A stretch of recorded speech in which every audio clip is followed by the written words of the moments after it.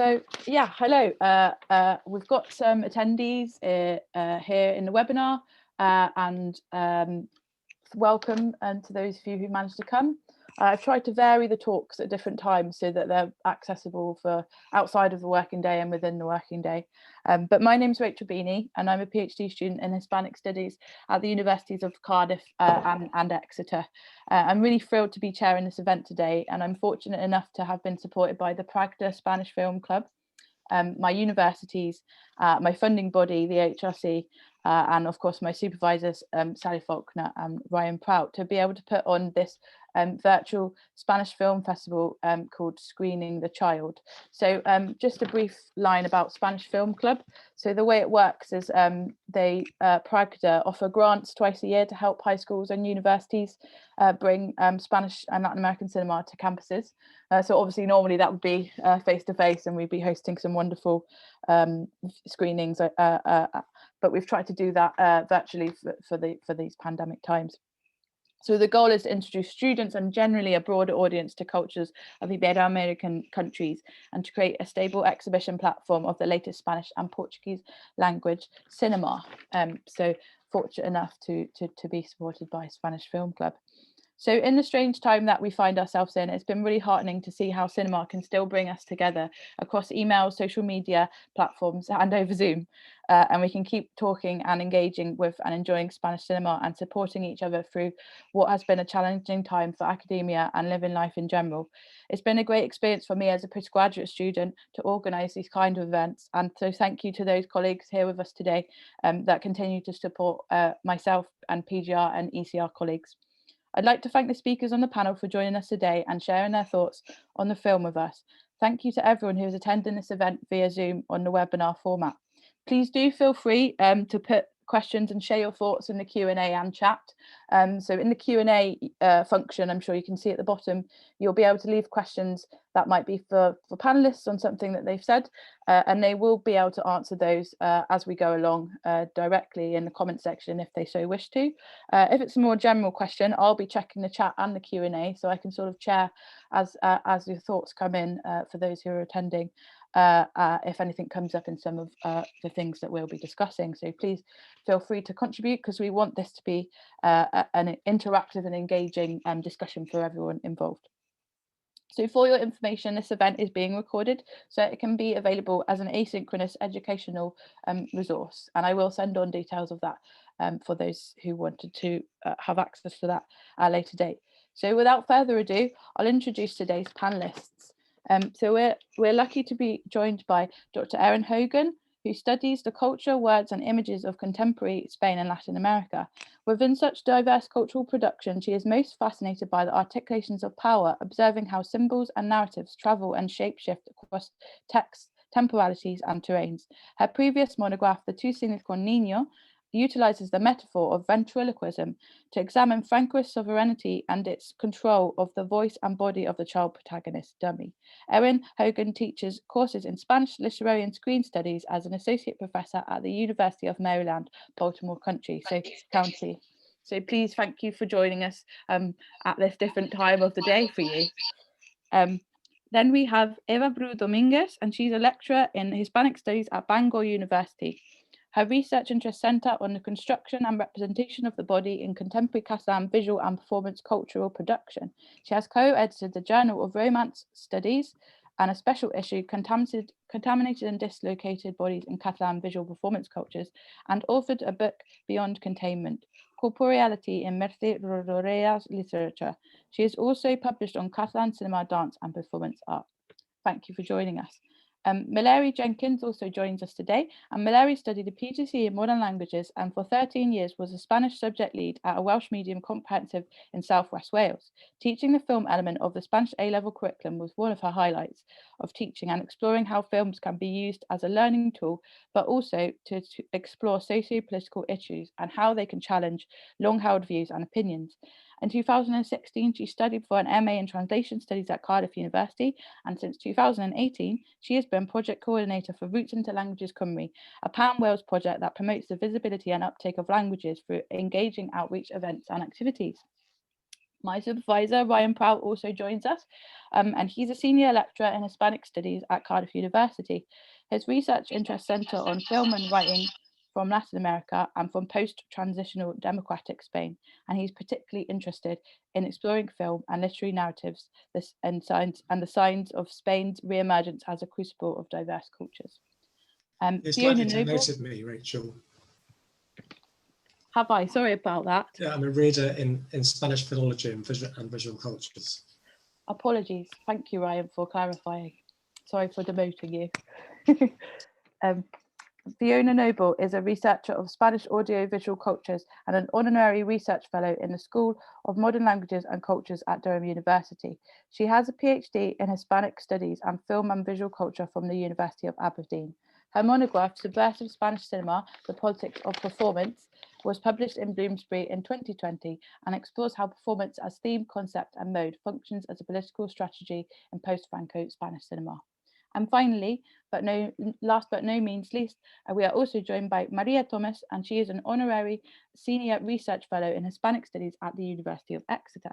She completed her PhD at Royal Holloway University of London and has also worked and studied at the University of Nottingham, the London School of Economics and Cardiff University. Her research interests include political mobilisation, anti-clericalism, political violence and secularisation. So thank you very much, everyone, for coming along today. And I hope I've done you justice with your introductions and bios. And apologies, please feel free to bring up anything that you might like to highlight about your work or anything that I have missed. So I thought I would open the discussion by asking if anyone wanted to share their sort of initial thoughts or start us off with how they came to know the film and what sort of things that they think is worth discussing about the film. So I don't know, perhaps Erin, if you wanted to start off, as I know you have some interesting images, perhaps. Sure. First off, thank you so much for inviting me. It's a pleasure to join you virtually here. This is a fascinating film, and I came by it as I was finishing my dissertation on the child in Spanish cinema. So when I saw that it was coming out, I knew I had to see it, and it really is, I would say, a linchpin in my book, The Two Cines con Niño, because it's so unique. I find that it is the exception that proves the representational rules of the Cines con Niño, so of the films that have been made during and since the dictatorship with child protagonists and are retrospective of the dictatorship, and really kind of negotiate the politics of the time. I would also say it's unique, of course, linguistically and sexually. It queers this representation, and it also does so from the Catalan language. So there are a number of ways in which this film is so rich and gives us so much to talk about. What else was your question? You also said I have some images. I might hold those off, save those for later. And I might just turn it over to someone else and pop into the discussion later on. Thank you very much, Erin. Yes, I'm happy to see those images at a later date, as of course they might be relevant to some questions that come in. And I will now pass over. I think Eva, did you want to come in on Erin? Yeah, absolutely. And first of all, I want to say something a bit personal, and I'm just this is to Ryan, because we met in 2013 in Cork at a conference that I organized, and it's so nice to see you again after so many years. So it's just great. We were talking about the body at the time, and probably this is something I'll be drawing on again.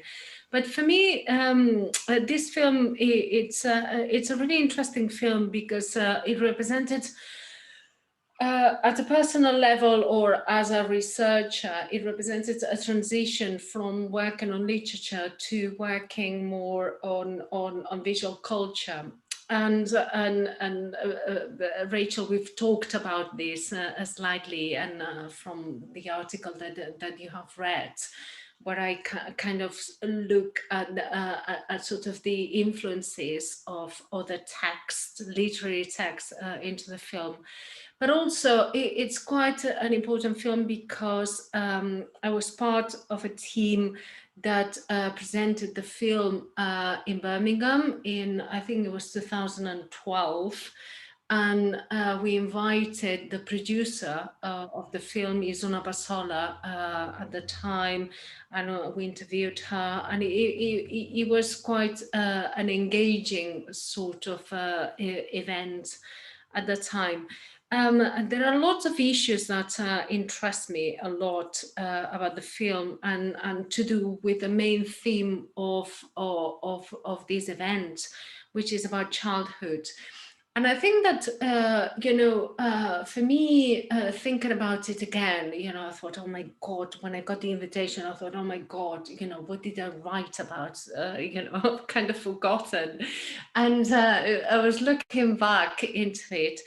And I realized that although I do talk a lot about Andreu and this idea of monstrosity and all that, but there is another character that for me is very, very interesting, and it's Nuria, is the character of Nuria, and then her transgressive sexuality, and how this sort of the characterization of this persona is sort of has got so many literary influences that draw her back to Catalan, to a Catalan literary tradition that is very, very important. So, I think that perhaps my intervention today is going to be more on those lines. Yeah, that's, That's brilliant. Yeah. Thank you. I'm really looking forward to hearing those interventions, because it's a learning experience for me as well, because I would like to learn about how those are traced back to Catalan literature. So thank you very much for your perspective. I'd like to now pass over to Meleri, if that's okay, and ask you, how did you come to know this film, and what are some of your initial thoughts, and perhaps have you thought about it as a teaching resource? Well, I came across the film really because I was teaching El Laberinto del Fauno as part of the A-level syllabus, and my interest in Spanish cinema really was sparked as an undergraduate when I studied the Spanish cinema of dissidence. So it's always been there, and I think I came across this film because it was again seen from the point of view of a child, same as El Laberinto del Fauno.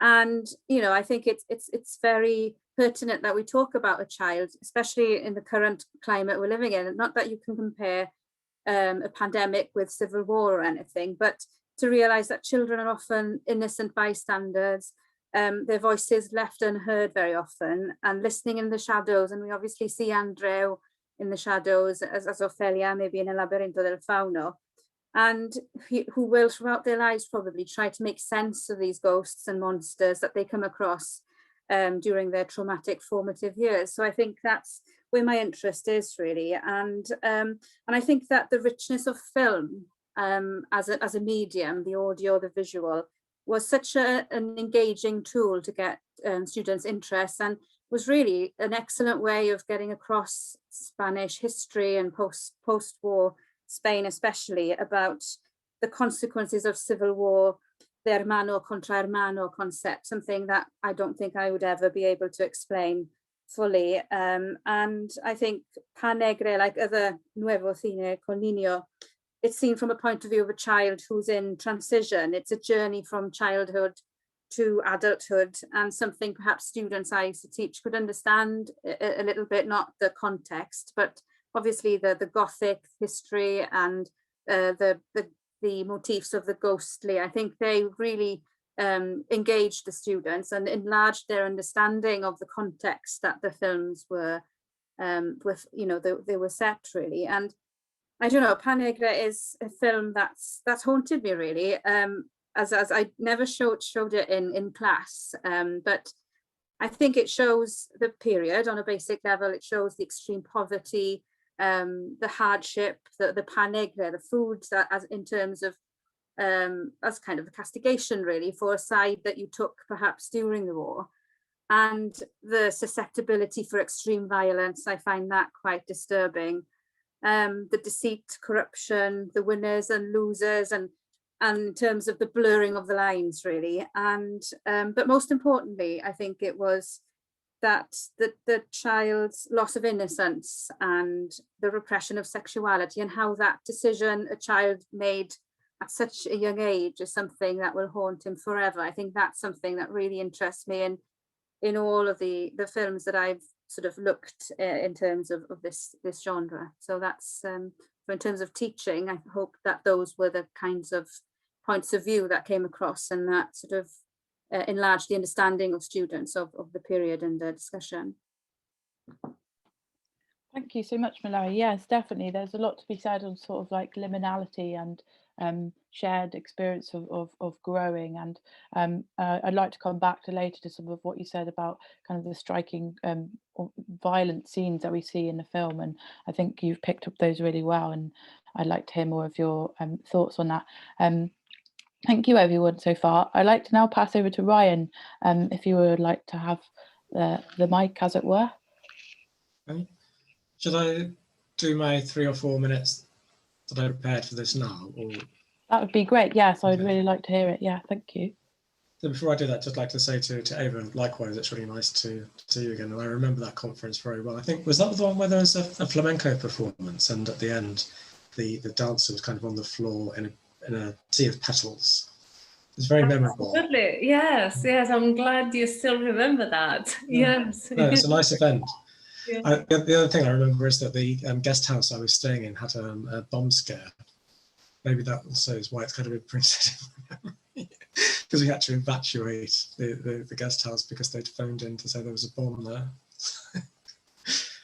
But no, it was a really nice event. So I haven't come to this film by way of writing about it, although when I looked at it again to prepare for this, I was struck by how many similarities there are with a film that I have written about called Insensibles, which has the same kind of elements of family mystery and adoptive parentage and maimed and maimed children, I suppose. But looking at this again, after not having seen it for a number of years, I was also struck by how extreme the depictions of violence are, and by how dark it is, not only in terms of its palette, which corresponds to the spectrum of browns, grey and black in the coarse loaves of black bread, but also in terms of its content and outlook. Strong Meat or Landscape with the Fall of Icarus occur to me as titles that would convey what the narrative holds in store. A world indifferent to suffering, men, children and animals who have their heads brutally smashed in, and angels and other feathered and winged creatures who risk tumbling to the earth and to their destruction when they attempt to fly away. Generically, Pan Negre is strong meat too, evoking Scream, Kes, Great Expectations and Wings of Desire from one scene to the next, brewing them together in a dense and dark broth. When Andreu mists up a window pane in the closing sequence, it's as if he is absorbed and then exhales the aesthetic that drives the film's cinematography. The miasma that hangs over the film and its evocation of the Franco regime's conflation of ideological waywardness with contagion also speaks to the present moment and reminds us of the tendency of governments going bad with authoritarianism to exploit fears of infection. Before there was Zyklon B, there was Zyklon A, and the Führer, who bathed 4 times a day, insisted on prior disinfection with the earlier form of the product of any premises he was to visit. Looking again at this film, I was also struck by the way in which its narrative and dialogue look to understand the marginalization and persecution of social misfits outside the binary of good Republicans and bad nationalists. Andreu's mother identifies Vittoria identifies his adversary as being several times El Poble. It's neither one band nor the other. There's more to homophobia and to the crimes against gay men than can be explained by party politics or by civil war. Andreu's playback of the events in Bauman's cave show a community united in its excoriation of the effeminate and of the nonconformist, if in nothing else. And the location is significant, I think. These images, like cave paintings, are aboriginal and speak to the basal cortex of the hive mind's cerebrum. As Michele Theta and Santivilla have discovered, tribal identity is no protection against anti-gay bigotry. Theta was labelled a fat puff in a tutu, and Villa castigated for having a group of younger male friends and being pictured at a beach with them. And these attacks came from within the neo-nationalist fold, not from El Estado Español. And I see, Erin, you're here. I'm kind of referring now to your article, which I read with interest recently. And I'm not sure I agree with you, though, about your contention that by joining the Manuben family, Andreu disavows his homosexual Republican Catalan and working class difference. And I say that because Mrs. Manuben is a recognizable type in the present as well as the past, identifiable as part of the Catalan-speaking establishment. And Andreu is not going to lose the national aspect of his identity through this transaction that rehomes him. And you also say the protagonist discovers his own homosexual stirrings only to deny them and to join the political right. Andreu, you say, performs sexual orientation, seeming heterosexual, but being homosexual. I'm coming to this as a gay man myself, and I have to say, in the film, I don't see enough of the proto-gay child in the performance of Andreu's character to find that convincing, even if this is the way he is written in the novel by Teixidor, on which the film is based, which I think came out very clearly in your article. As an example, I point to one of the many reaction shots of Andreu as a voyeur or spectator in the text. He smiles and laughs inwardly in a gesture of heteronormative approbation as his parents' bodies recede from his view into physical intimacy. So I just don't find that performance communicates to me the idea that this is a proto-gay child. This aside, however, Pau Negre allows the child to speak and asks the viewer to hear his voice. And I think it shows the progression, say, from the 19th century to the one that we're currently living in, from trying to find a voice first for working class people, then for women, and perhaps now we're at the stage where we're looking to find a voice for children. With I think it's about 2 billion of the 7 billion people on the planet now are under 15. So if they don't have a voice, that's a big contingent without representation. Thank you very much, Ryan. I thought that was some really interesting points you picked up there about sort of social misfits and Andreu's performance. And I will pass to Erin in due course to sort of weigh in on some of those points that you made, because it's a really interesting discussion to be had. And also about the voice of the child. And I'm sure Fiona and Maria will come to that too. So without further ado, I'll also pass over to Fiona. I don't know if you wanted to share some initial thoughts on the film. Absolutely. Thank you, Rachel, for inviting me to participate. And, you know, it's a joy to be here talking about such an interesting film, as I think everyone's demonstrated with their input so far. I think it is a really interesting film, and it brings something different to the paradigm of Spanish cinematic childhoods, like we've talked about, or like everyone's kind of mentioned already. And I think there's various reasons for that. And I think the fact that everyone's brought a different perspective here testifies to that fact, really. So for my kind of little introduction, I thought I would talk a little bit about the aesthetics and some of the visual choices that are made in terms of the mise-en-scène. I'd really hope to be able to share a couple of images with you while I talked here, just to let you see that, but technical difficulties. So I'll just talk about that, and hopefully if you're familiar with the film, it'll resonate with you and you'll remember some of those images. So I think there's a really interesting visual focus on framing in the mise-en-scène through structures such as windows and doors. And I think there's, you know, a literal and a figurative significance to that. We've talked about so far how Andreu functions as a sort of child witness in the film. And I think what's interesting is that he's often found on the outside. He's excluded from various situations, both literally and figuratively, in the film.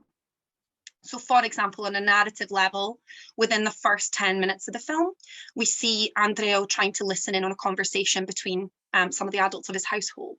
And he's told at the same time, while trying to eveesdrop, to take the pan negre, obviously referencing the title of the film. because the good quality bread is not for him. And I think there's a kind of parallel there with the fact that he's trying to listen in on this conversation. That's not for him. It's not meant for his ears. And this notion of the child on the outside, for me, is replicated visually through that framing. So we've seen in the film various images in which Andreu is positioned behind some sort of structure that obstructs his position in the scene. So we see him looking through the bars at the young patient that he's seen running through the woods. Although interestingly, it's the patient that tends to be framed through the bars in that instance. So I'm still thinking through the resonances of that. And we also see him framed by doors. So the sequence that kind of sticks with me there is quite early in the film as well, when he discovers his father hiding in the attic, believing that he'd gone to France. And he's kind of shot in these very dark, gloomy shots inside his house and framed within doorways. There's a distinction there, I think, to be made between the windows or the framings that obstruct in the bars and the doorway, which allows him to pass through and to gain some knowledge and to be part of something. I think I'm going to stop there because I think there's maybe more to talk about. But yeah, that was kind of one of the things that struck me again when revisiting the film. And I hope that that's of interest to some of you. Thank you. It certainly is, Fiona. Thank you very much. And I think there's some interesting parallels to be drawn between your points there about kind of the framing and also Ryan's point about the spectator in the text and what that says in terms of voice and witnessing. I'm sure we'll also come on to those points, but thank you very much. That was a really interesting perspective. And now I'll pass over to Maria, if that is okay. If you did want to I don't know if you did want to also provide some initial thoughts on the film, or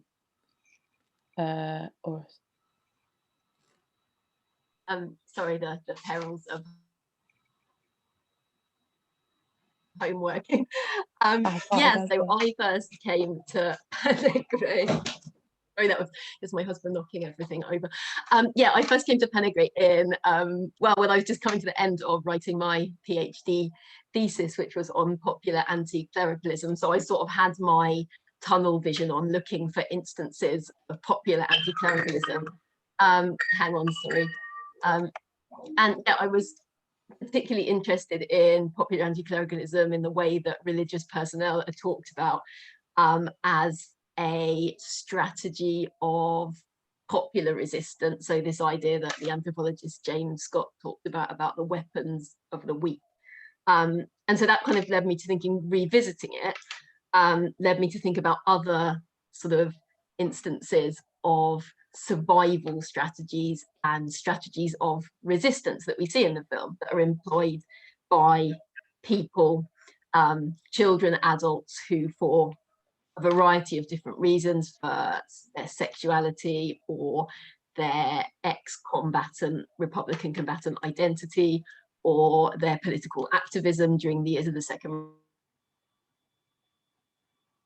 Republic, the pre-war Second Republic, find themselves on the side of Los Vencidos, on the losing side in the Spanish Civil War. And in this particular film, obviously depicted in this absolutely sort of claustrophobic rural world where sort of political disputes and political ideological differences are all kind of interwoven with these personal and sort of community resentments, which have existed for years. So kind of going on to think about sort of survival and resistance in the film, and like at what point does a survival strategy, there's been kind of a lot of historiography on this in recent years, but at what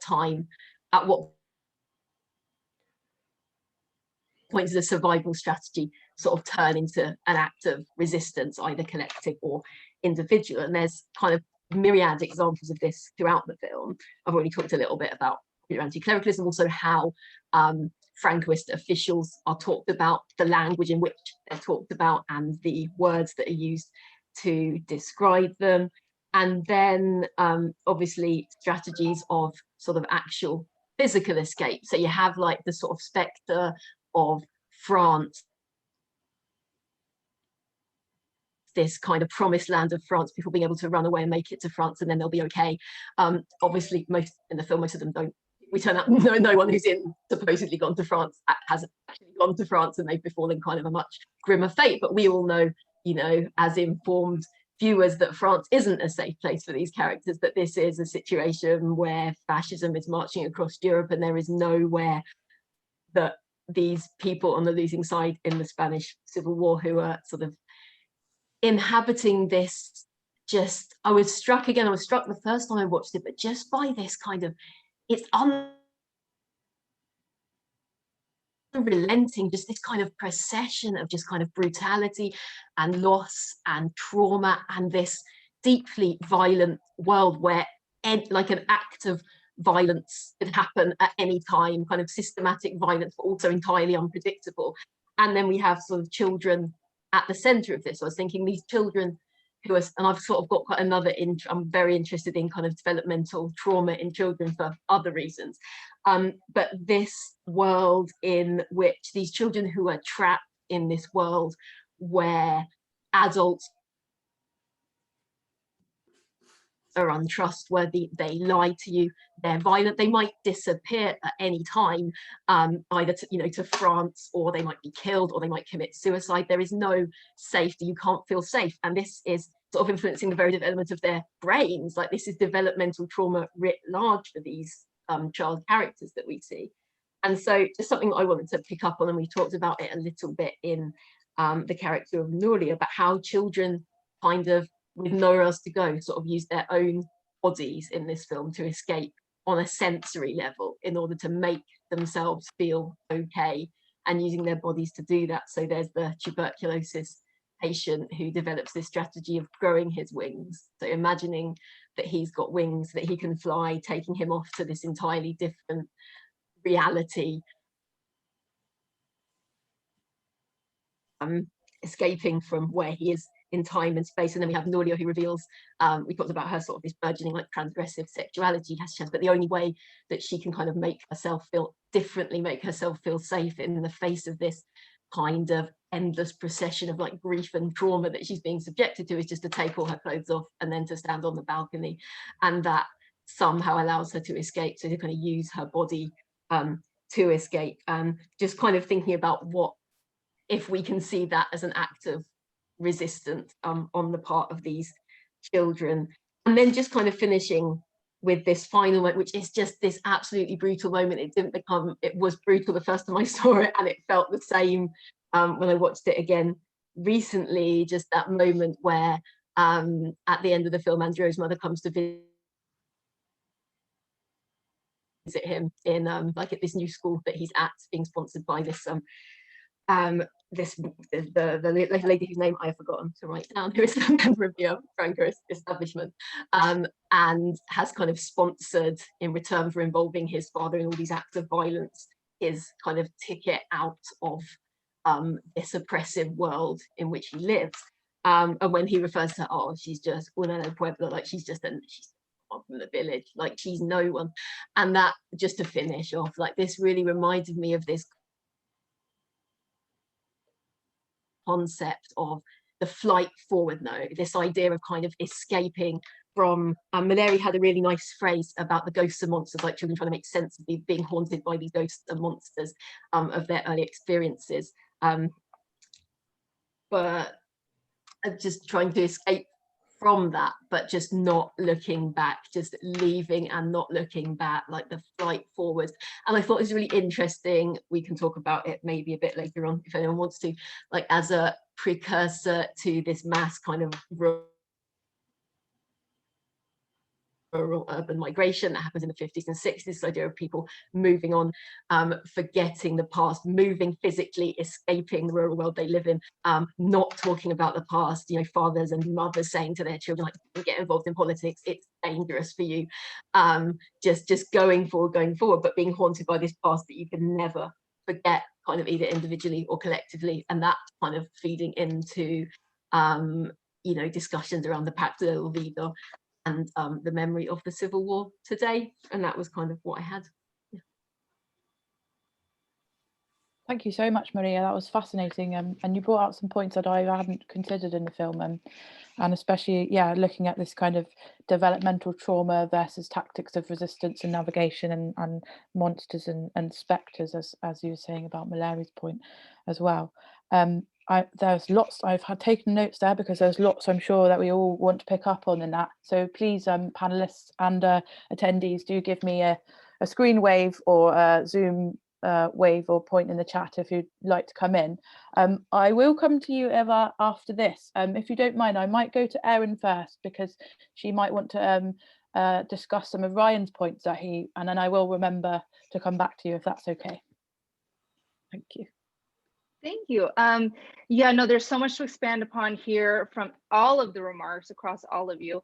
And thank you so much, Ryan, for honoring my article with your close reading.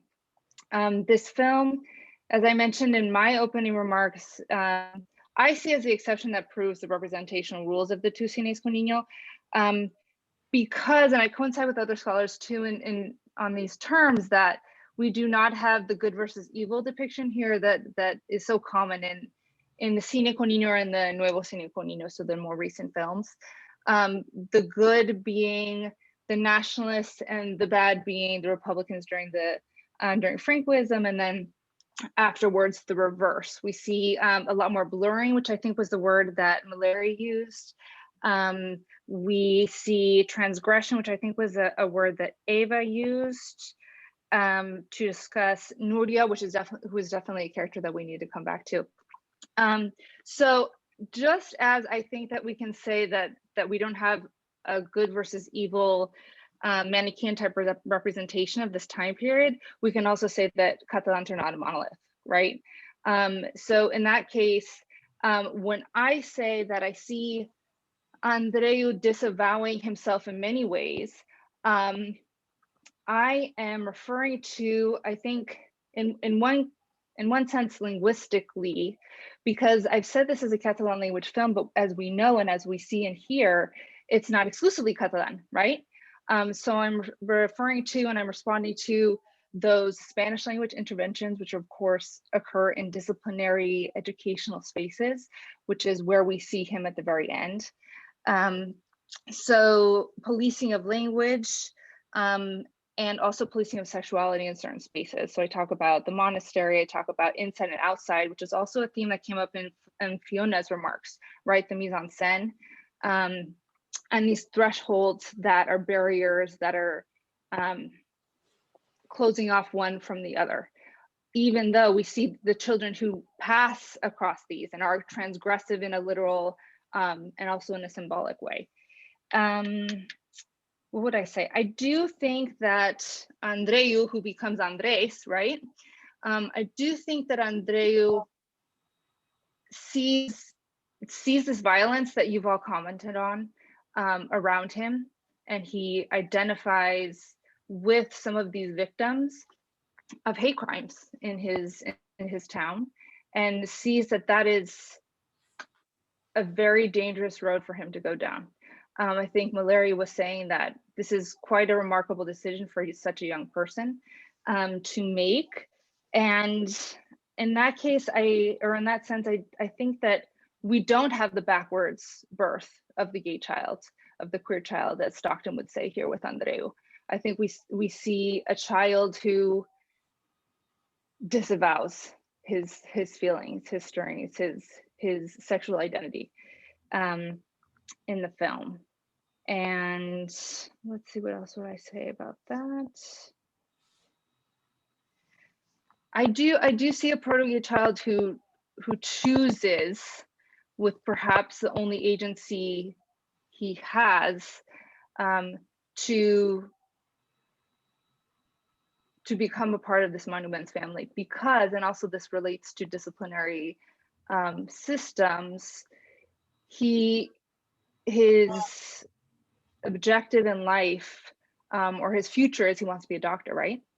And I know, Ryan, you mentioned basically Vallejo Nájera's work on racial hygiene and such, and Republican ideas as contagious, which is also very much part of the depiction of tuberculosis in the film as well. So he chooses to go down that road. He chooses to go down that road that would give him the resources to become a doctor, but he would also likely be one of those individuals to then reinforce those same ideas.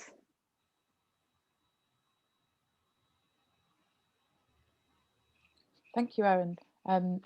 Yes, it's interesting about this concept of, I like that you brought up Stockton's ideas, because I think that's something common to many people's work here today, and looking at kind of this idea of the proto-gay child, which I imagine that other panelists also want to come in on as well. I would now like to pass to Eva. I think you had some responding comments to some of Maria's points, and then we can sort of go onwards. Yeah, not only Maria's, but also some comments that about Ryan's presentation as well. As you know, in 2012, I interviewed Isona Passola, which is the producer of the film, and that was at the time when we presented the film at Birmingham University at the Mark Center.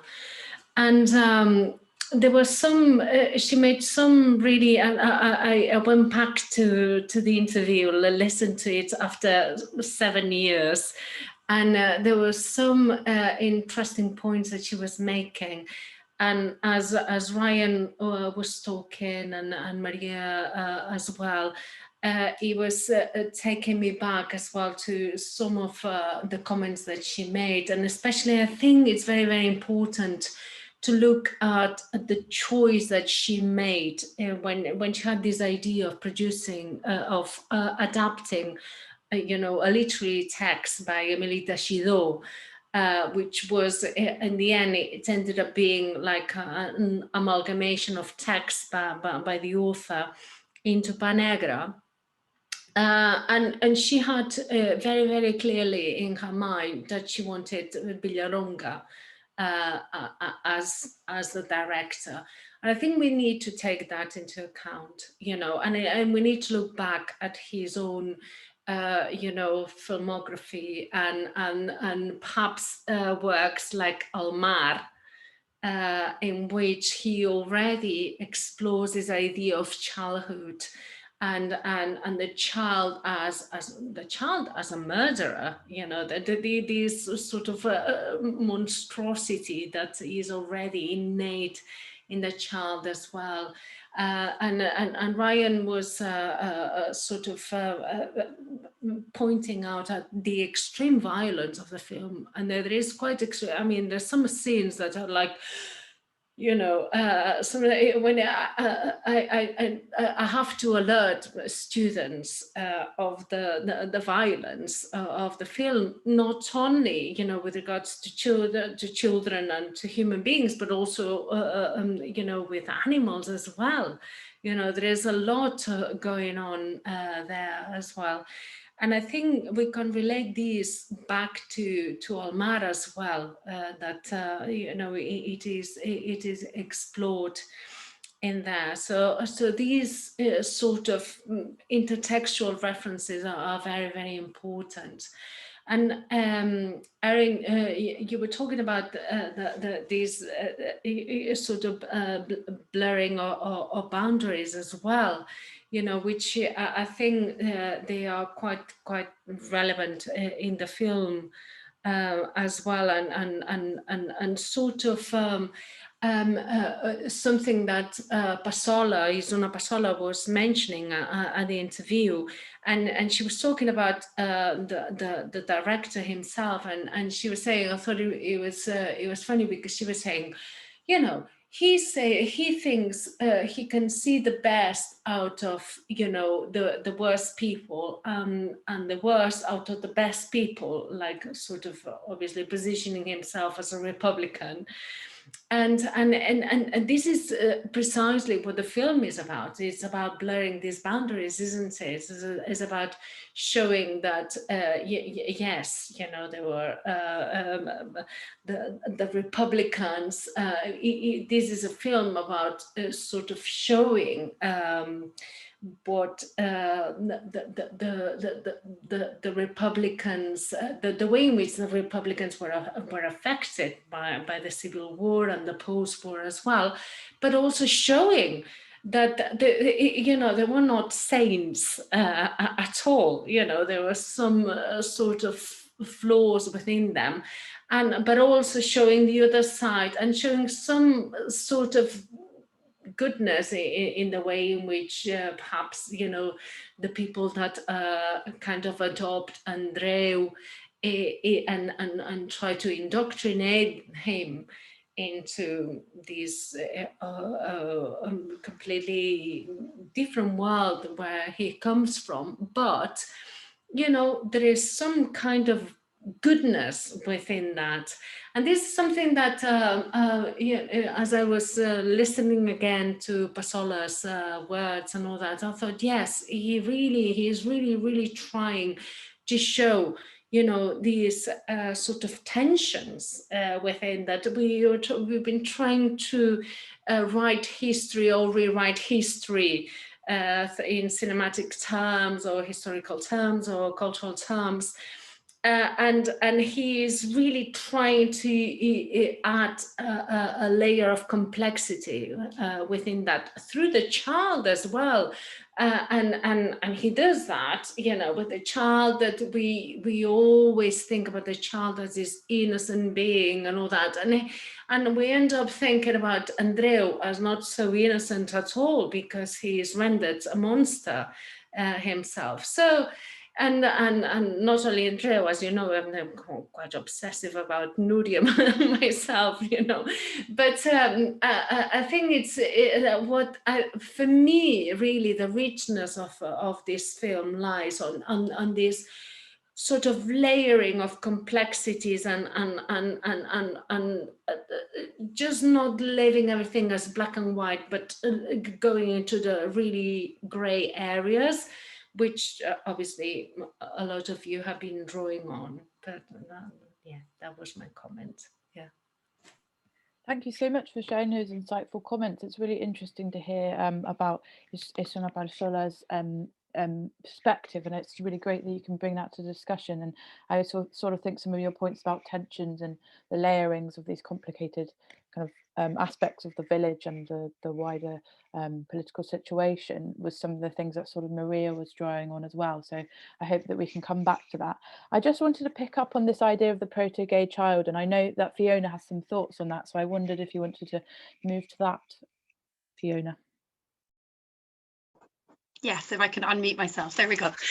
Yeah, just to say, I think it was a really interesting discussion and between Ryan and Erin there, in terms of whether or not we identify Andreu, or whether or not he identifies as a proto-gay child. And I wondered whether there's perhaps a distinction to be made, thinking about von Stockton's work, and is there a distinction to be made then between proto-gay and queer? Could he be, if not proto-gay, could he be queer? And then disavow that?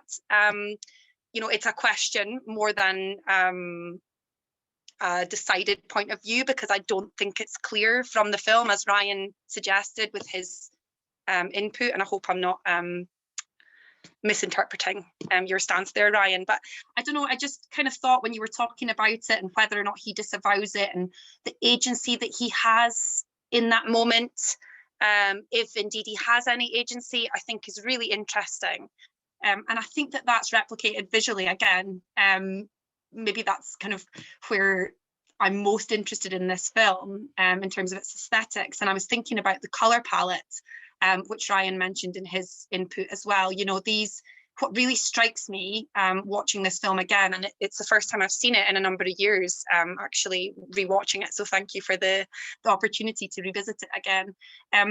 The colour palette and the lighting and the distinction between Andreu's family home and then the home of the Manubens is quite striking. Their home is very light, it's spacious, it's airy, and there's this really interesting scene which kind of relates back to what I said in my first intervention, where he's invited to sit down at the table and to eat the food that's been placed out for him, and he's told specifically by the maid, this is for you. So again, we have that kind of dynamic of exclusion or inclusion. And I just wondered if there's perhaps a reading to be made there in terms of that distinction between darkness and light. And I think that just relates to what Eva's been saying as well about the fact that these things are blurred. It's not as straightforward as, well, this is good and this is bad. I think it's complicated, and I think that probably sums up why this is such a rich film, and I think we're probably barely going to scratch the surface of it with this discussions. So yeah, that was my thought.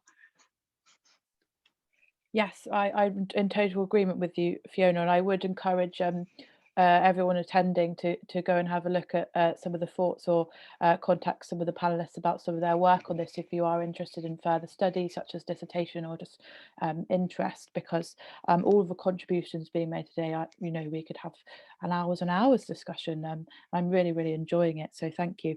I thought it was interesting, again, we keep coming back to this kind of blurring, or this this layered reality of the film, and I wonder, I know Meleri, you brought that up initially, if anyone had brought up something that you might want to come back on in terms of your initial point. I think we were talking about violence, and as we were talking here about blurring, and if you think where the film is set, it's set in a rural community, and I kept coming back to that scene, the extreme violence in the cave, the castration, that scene, and of the whole community taking part in this extreme violence. And it sort of reminds me of rituals that used to take place in rural communities. In Wales, we had historically the ceffyl pren. I think in English it was the charivari, or the rough music, where the community came together to restore order, as it were, if something was the other, trying to restore rights from wrongs. So punishing against behaviours perhaps that didn't go with the norm. So that again is blurring. It's not just Republican nationalist. You perhaps have traditions, medieval traditions perhaps, that are at play here in terms of the violence as well. So that's just the thought I've come across, just because I did a joint honours history and Spanish. So I feel that's perhaps I'm off base totally, but it's just something that struck me in that conversation. But I think in terms of using the film as a teaching tool, I think it would be quite interesting, perhaps, if we're thinking, I'm thinking as a secondary teacher here, with a new curriculum coming into Wales next year, with the cross-curricular element, thinking of an alternative ending. If we were to change, if he hadn't have joined the Manw-Ben's family, how differently we would be talking about this film. So I think that again with students is quite an interesting, because I think studying film, there's no right or wrong. If you can back up your opinions with factual or European, I think it sort of gives students the freedom more than perhaps if it's an open-ended question. It sort of gives them the chance to look at things differently. So yeah, I just observations. I might be off base completely with my comments, but yeah, that's what struck me in the conversation anyway. No, definitely. I think you raised some really interesting points, and especially about this kind of the punishing behaviour, blurring the definite lines. And it's interesting that you bring the perspective of history and Spanish, and using it in teaching. And I wonder if Maria, you might like to weigh in on the kind of history side, or anything that Meleri brought up. No, I was nodding along. I was really interested in what you were saying, especially about sort of pre-established I wrote a bit about this in my thesis and called it sort of, well, I didn't call it, I'm drawing on so existing like sociological literature, but sort of repertoires of collective action. So some violent, some not, and just putting it into this historical context where the change of the Second Republic, and changes which are underway in Spain before that, which are kind of accelerating over the first 3 decades of the 20th century, sort of how you get this very interesting kind of mixing, or that kind of blurring even, between very kind of traditional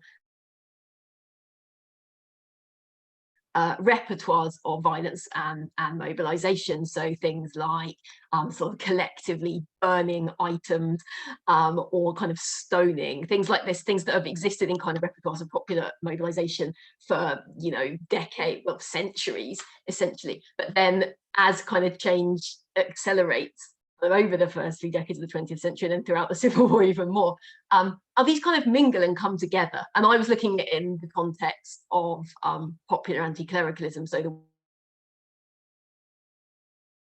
way that at the beginning of the Civil War, we have very kind of things which would be definitively seen as, you know, a political modern form of mobilization, like, you know, a political protest, a demonstration, combining with with kind of much older, what you might sort of, well, I guess, like if you're thinking of like the way Eric Hobsbawm described it, you might be thinking about kind of like pre-modern forms of mobilization. You get this really interesting situation where these modes of action are all sort of coming together. And obviously you have rural communities like the one depicted in the film being touched perhaps less by the changes of the Second Republic and before that than urban areas, but being profoundly touched nonetheless. And that's very evident in the film. There's talk all the way through the film of Andrew's father's political activism. We assume that he may have fought in correct me if I'm wrong, I'm not sure if we know what he, you know, what his sort of exact actions during the Civil War are, but he may have been fighting in the Republican Army. Someone may correct me on that.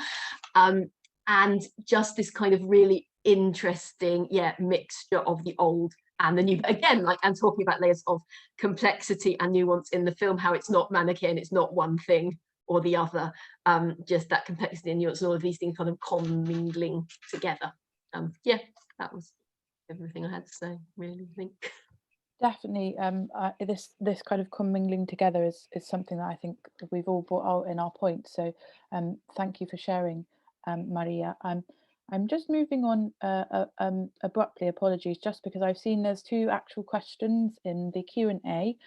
So I'm going to put these to the panelists, and if we don't have time, because I'm aware of time as well, to answer both of them, I would encourage anyone that would like to type an answer in the comments, please feel free to do so. The first question that has come in says, what would the panelists think of a comparison with Delires, El Camino and El Progreso, as well as the amount of choice and agency / agency each protagonist has? I don't know if anyone wanted to take that question. I don't know an answer specifically with regard to El Camino, Rachel, but the children in this film have a lot of freedom. I think that's one of the things that stands out about it. They're almost like kind of Rousseau's vision of children being able to wallow in a pit in the ground and just enjoy sort of being connected with the earth and getting muddy and feeling the earth in their fingers. By the same token, there's also a very memorable and very brief shot in the film where there's a cutaway to the background in the textile factory, and we see an individual who looks like a child, a young girl who's working there. So I guess that's a reference to child labour. So there's a mixture of freedom and also of child labour. It's a very different vibe to El Camino, which I remember reading years and years ago. It's much more optimistic. Certainly, I think, you sort of see those snippets of kind of children's agency, which is something I'm really interested in my work, and then also the child labour, as you say, and children in kind of stifling situations, especially in the structure of the house sometimes. And I know Fiona was talking about kind of windows and structures within the house. So maybe I will come on to that. I'll take the second question just because I wanted to maintain the opportunity to have these questions. So the second question asks, could the panel say something about the Catalan nature of the film? Obviously, there's a language issue that doesn't work well in translation, but there's another aspect to this aspect of the film, its place, its cultural difference from the rest of the country, that the film manifests in meaningful ways. So does anyone would like to speak to that? Yeah. Thank you. Yes, it'd be a pleasure. There is so many aspects about this film that are to do with Catalanness. And yes, you know, Humphrey, you're quite right that sometimes translation doesn't quite convey that sense of identity that perhaps we are looking for, but I think that the film is trying to do that in terms of this, and we've talked about this, you know, during the Q&A, that this juxtaposition of the Catalan and Spanish language, and how a Spanish language is used in certain instances, especially in the classroom, you know, as a tool to indoctrinate or sort of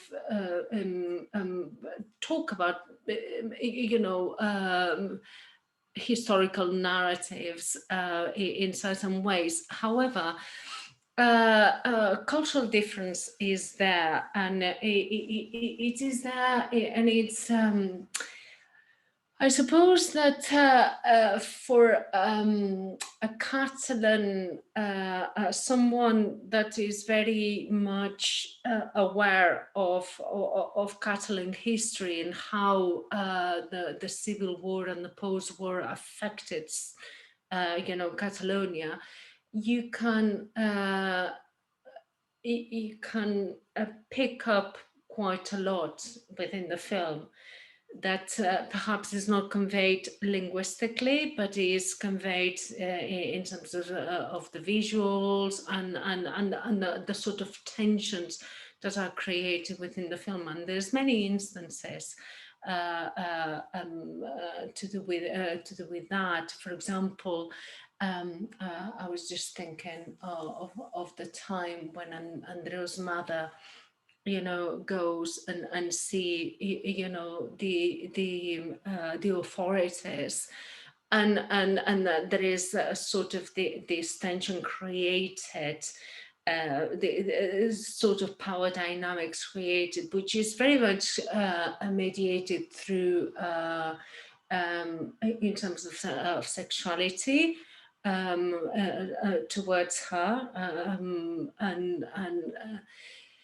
but there is many instances to do with that. So also I think there is that sense of the landscape as well, which is very much rooted on Catalanness. This is a film that is you know, is set up in a Catalan landscape. And these sort of atmosphere, it's just setting up sort of this sense of identity, this connection with the landscape all the time, and also with the language. So it's very interesting. I think it's very important to see the film in the original, in Catalan, because then you see the you know, how it swaps from one language to the other, which is something that it's very common still nowadays in Catalan culture as well. So there are many nuances in the film that are sort of I don't think that you can see this film just in terms of the Hispanic canon, but it's just very much a Catalan film. And it's trying to draw attention to that, and it's trying to draw attention to this constant dialogue and tension that you have with these two different cultural identities that are coming into conflict. But also it's very important to say here that this conflict is not black and white, as we were saying before, but it's just it's sort of drawing attention to the gray areas, which it hasn't been done. It had not been done in the past. So I don't know whether I'm asking. I'm answering your question at all, and you're more than welcome to ask more if you wish to. You've got my contact details, but yeah, there is an awful lot about cultural difference within the film, and in terms of language and space. And culture as well, not only as in terms of ideology, because ideologically in Catalonia, you had both. Yeah. Thank you. Can I come in just really briefly on what Eva was just saying about Catalan language? I'll come to you and then I'll come to Ryan, if that's okay. Just a quick one, because it's absolutely fascinating, and just this idea of the grey areas, and I think that's something that is very revolutionary or kind of new about this film, is that sometimes, like unwittingly, maybe as sort of like in undergraduate teaching, as historians, I have been guilty of it, we kind of convey this idea, well, because of Franquism, nobody was able to speak Catalan, nobody was able to speak in minority languages anymore, they disappeared.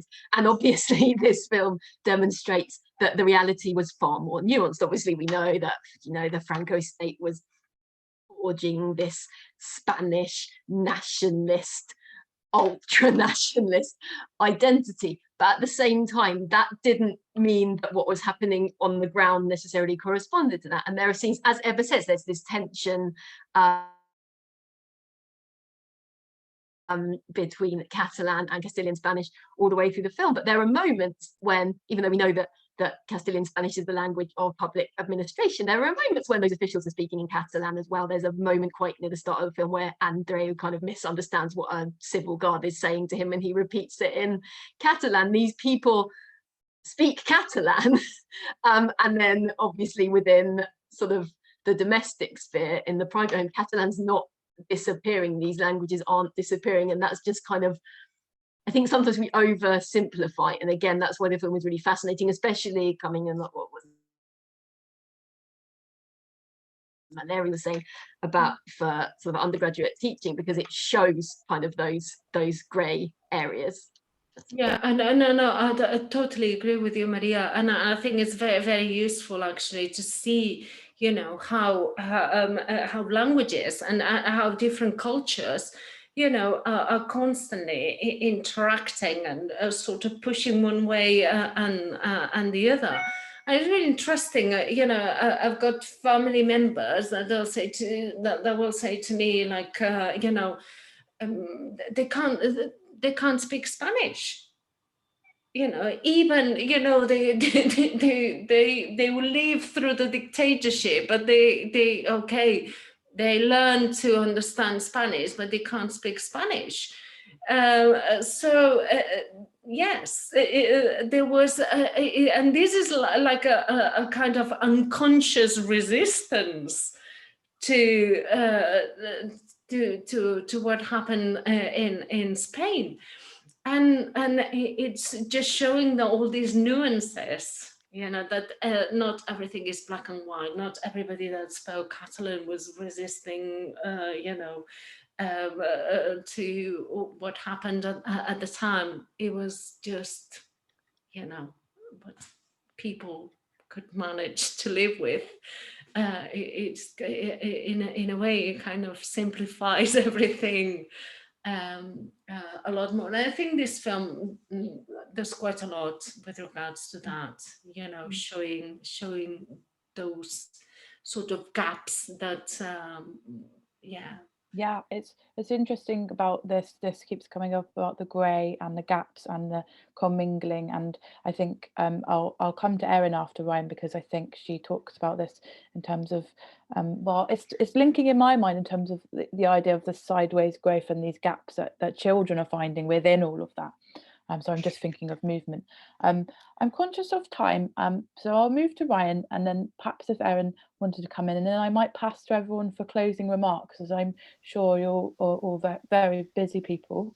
So I'll pass over to you, Ryan, first, if that's okay. Okay, picking up on Maria's contribution just now, I think one of the things that is quite brave about this film is that it does show both dislikable and disreputable characters, as well as the good guys speaking Catalan, which is a difference. And picking up on a point that Erin made previously about Catalans not being a monolith, absolutely. And I think that's one of the things to appreciate about this film. Politically, I would say the problem is that so much of neo-nationalist politics in Spain's autonomous regions is about presenting communities as monolithic. If you think of the Diada and all the other ceremonies and events that are organised, it does suggest there's just a single opinion, and that anybody who doesn't fit within that is a bad Catalan or a bad Basque, or whichever context we're talking about. And to play devil's advocate very briefly on the question about, well, isn't this a Catalan film that has lots of Catalan references in it? Yes, definitely. By the same token, I think it's a very Spanish film. When you have horses being driven to their deaths, tumbling over cliff faces, amputated hands in a box, and what's essentially an Inquisition scene with the castration. This is all playing in very, very directly to the La Leyenda Negra. And in that sense, it's very, very Spanish, this idea that there's something uniquely cruel and brutal about Spain. So in that sense, I don't think it does exceed or move away from or get rid of some of those conventions that have been part of Spanish cultural identity and Spanish filmmaking. Ryan, I have to say, I totally agree with you. And I think that's what's really interesting about the film, precisely because of that, because it's kind of blurring the boundaries, isn't it? And it's drawing on some aspects of Catalan culture, but other aspects of a Spanish culture, and bringing them together in quite a nice way, intelligent way, whatever we want to call it. I'm quite tired now, so I'm sort of not being very eloquent, but I do think that the success of this film is precisely on that is just not, we cannot think about this film as a particularly Catalan film as such, but it's a film that is trying to bring together so many ideologies, traditions in terms of visual culture, in terms of ideology, and just bring them together and just show the complexities of them, as you very well were saying, and these occur not only at an intellectual level, but in terms of the way it deals with sexuality and monstrosity, cultural identity, and everything. And I'm very much with you in that respect. That I feel that the success of this film is very much on drawing on those complexities, and it constantly makes you think about it. Definitely, and I think the complexities in the film is what makes it so interesting for study and undergraduate and secondary teaching, and that's all coming out in our discussion today. So thank you both, Eva and Ryan, for those really interesting insights.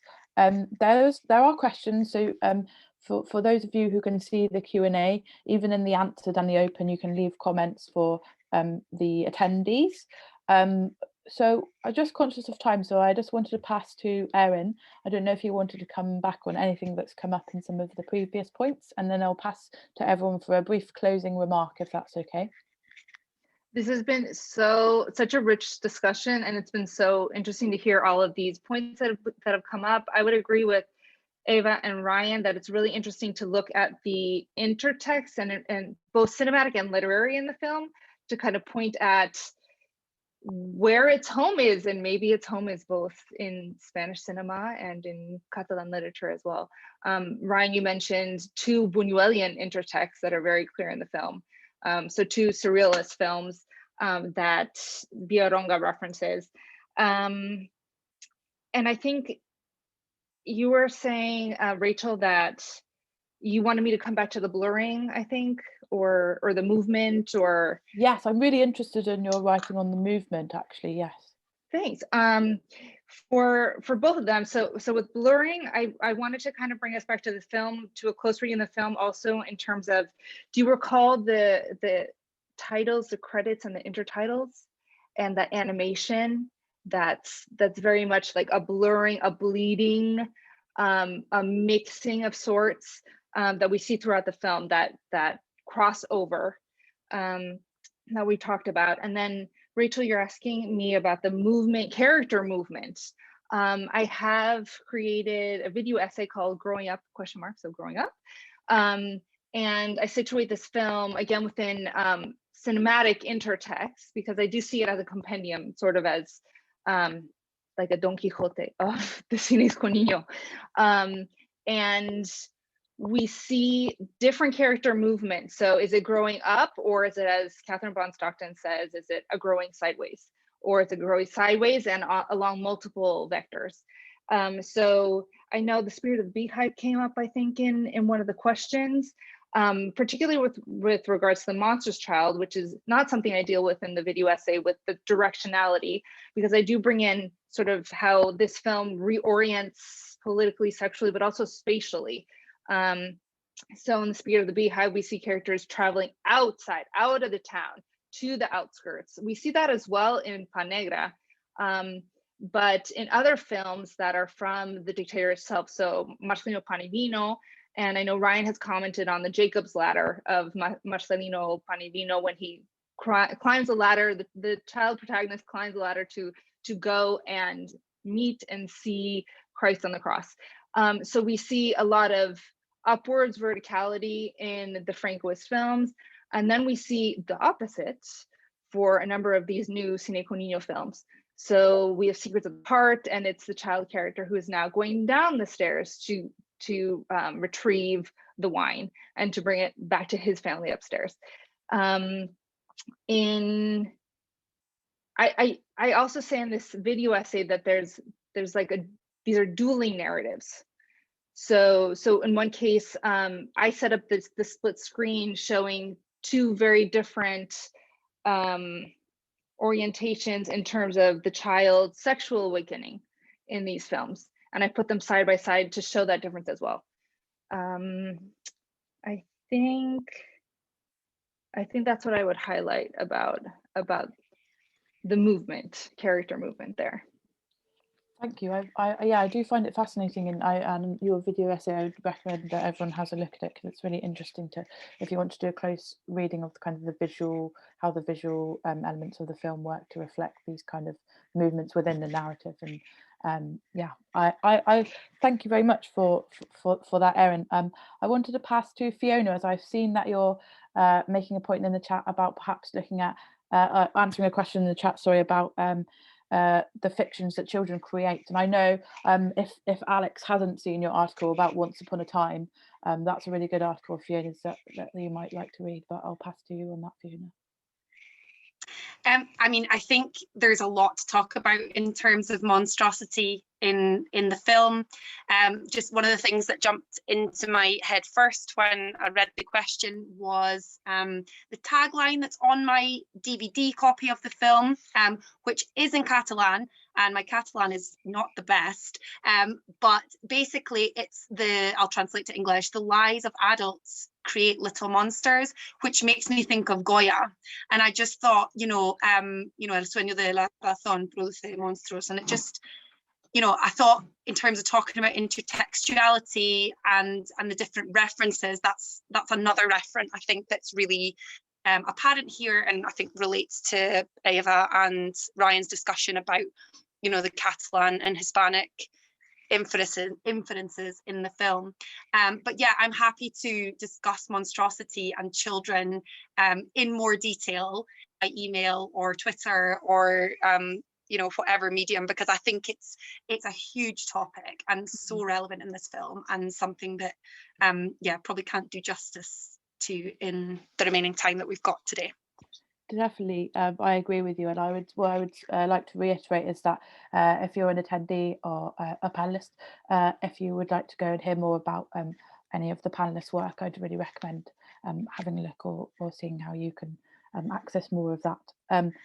Meleri, I don't know if you wanted to come back on anything or have a closing remark. No, just to thank you. It's been a pleasure to be in the company of such esteemed company, really, because this is completely new to me, because I haven't written any articles or anything, but I found the conversation so interesting. But I think one of the lines in the film, you know, the losers don't appear in the history books because it's always written from the point of view of the winner. So I think that's an important line. It's said in Catalan by the teacher. And I think that's what the film shows, really, is that we're now talking about what's happening, and through film we can actually see that, again, we've said the blurring of the lines, that there's not one answer to anything anymore. You know, you can see from both perspectives, and I think the film is really important in showing that there's nobody, you know, it shows everything in all its forms, the ugly, the cruel, the beautiful. I think it has all those elements, hasn't it, of a society. So no, but thank you very much for inviting me, Rachel. No, thank you for coming. You're right, it's been a very rich discussion, and I liked it that we kind of end on that, those very poignant points from Meleri, and I like the discussion of intertext as well. So I hope that this discussion has served as lots of sort of starting points for maybe co-working, or co-working is the wrong word, working together on future projects around Spanish cinema and the child for me. Unless anyone has any burning points, what I would really like to do is thank you to all the panelists who have come along, and apologies that we've overrun. It's been very useful for me as I progress in my PhD study to be around all of your perspectives about teaching, about using the film as a resource, about reading the film, about doing a close reading of the film, and the child within that. So thank you so much to all of you for coming along and being here today and putting time into preparing your remarks. I really, really do appreciate it. And for that reason, I will share this for a resource for you all to use should students come to you in the future, or cinephiles and want to kind of engage in this kind of discussion asynchronously, as we're now using in pandemic times. Thank you so much again. And thank you to everyone who've attended, and apologies again for running over. Please do have a look at the rest of the events for Screening the Child Spanish Film Club. There's a talk on Summer 1993 next Monday, and the following Monday there's another discussion on Pelo Malo with some other of my brilliant colleagues that you've met here today virtually.